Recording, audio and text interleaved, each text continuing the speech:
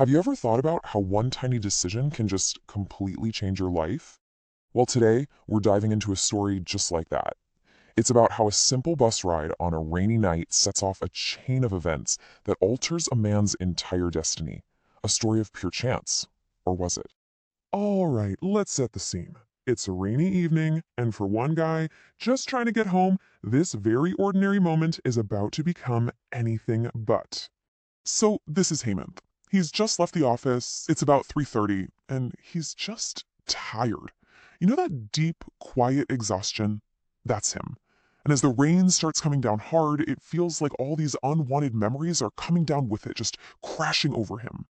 He's just standing there, asking himself, is this really it? Is this all my life is going to be? He feels totally stuck, like every memory is just reopening an old wound. And then, through all that rain and gloom, a pair of headlights cuts through the mist. It's a Volvo bus, and right then, it looks less like transportation and more like an escape hatch. So he decides to get on. Yeah, the ticket's a bit more than he'd usually pay, but the promise of that cool, crisp AC is just too good to pass up. He's hoping it'll quiet down the noise in his head. What he doesn't know, of course, is that this one small choice, to get on this specific bus, is about to change absolutely everything. So, there he is, on the bus, just trying to get some peace, but then, something happens that was definitely not on the schedule. The bus makes an unexpected stop, and, well, his quiet, lonely ride is about to get a whole lot more interesting. A girl gets on, and for a second, Heyman has this cynical thought like, oh, of course, the driver only stopped because he saw a pretty girl, but that thought just vanishes the second he really looks at her. Suddenly, he's completely captivated, and his mind just starts taking these little snapshots. The black jeans, the white top, her hair, straightened with that kind of modern side crop, and the white headphones, like she's in her own little world. And what do you know, she sits right across from him. He can't help but watch her reflection in the window as she looks out at the rainy streets. Then her phone lights up, she reads a message, and this tiny, private little smile spreads across her face. And just like that, for a month, all those heavy, bitter memories, they're gone. Just gone. You can just imagine the debate going on in his head, right? Is she annoyed? Does she know I'm staring? All that anxiety. But underneath it all, one thought starts getting louder and louder. I have to know her name. And then, in this amazing twist of fate, the bus stops and they both get off at the exact same stop. I mean, come on, this is his chance. So with his heart just pounding in his chest, he works up the courage and just asks, can I know your name? At first she's a little hesitant, asking why. He kind of fumbles, explaining that her smile reminded him of someone. It's a little awkward, but he went for it. And then, this is the moment everything changes. Her eyes land on the company ID badge hanging around his neck. The second she realizes they work for the same company, this genuine, beautiful smile breaks through, and that wall between strangers just crumbles. He says it's the first time he's ever actually felt proud of his corporate ID. So that one little moment kicks off this incredible connection. But as you can probably guess, just when things start getting good, they're about to hit their first major and pretty painful roadblock. And things move fast. I mean, really fast. The very next day, he awkwardly asks her to join him for a smoke break. She doesn't even smoke, but she comes along anyway, laughing. And that one 20-minute break, it turns into non-stop conversations. Soon it's daily lunches, coffee runs, and then you know how it goes. WhatsApp messages flying back and forth all night long. But then Sunday hits, and it's just radio silence. No messages, nothing. Later that day, Hamad's out with his friends, and he sees her. She's at a coffee day with another guy.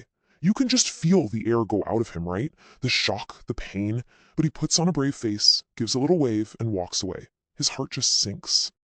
After that, the silence between them is just heavy, awful. He tries to talk to her about it later, but the conversation is super tense and just goes nowhere. And for 2 solid weeks, that amazing, vibrant connection they had, it's basically gone.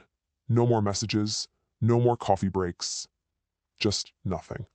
And then, finally, she's the one who breaks the silence. She finds him in the smoking area at work, and as he's about to light a cigarette, she just explodes. She's yelling at him, telling him to stop, asking how much he's possibly going to smoke, and right there, in her anger, he sees it. He sees what he's been missing this whole time. She actually cares. A lot. Her anger wasn't at him, it was for him. Okay, so they finally talk it out, clear up the whole misunderstanding, and admit how they feel. Whew. But just as they get over that first hurdle, a much, much bigger one appears. The kind of obstacle you can't just talk your way out of. And get this, they're on the Volvo bus again, the exact place where this whole story started. But this time, the vibe is completely different. It's heavy. She tells him her family has started the process of looking for a husband for her. And just like that, the real world, with all its family expectations and pressures, comes crashing right into their little bubble. It doesn't take long for Heman's family to start putting the same pressure on him, and when he tells her this, she says the one thing he was dreading: "I think we shouldn't meet anymore."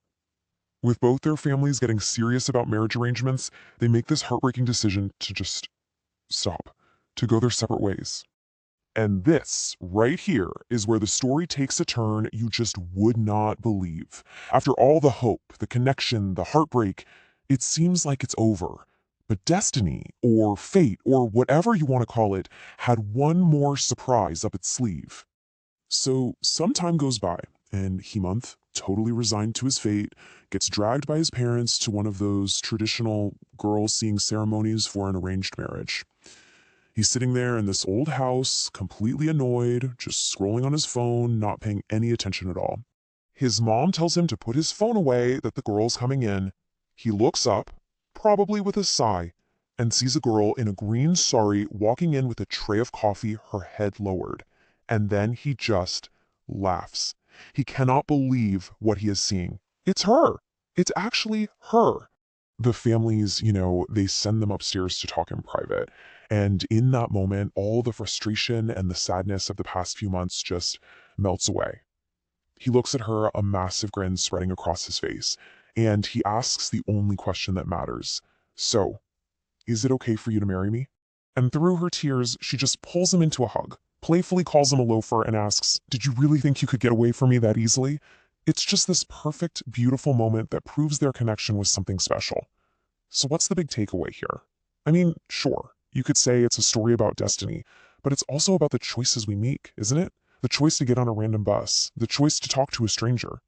It really shows how sometimes the small, everyday decisions we make can end up aligning with a much bigger, incredible plan we couldn't have even imagined.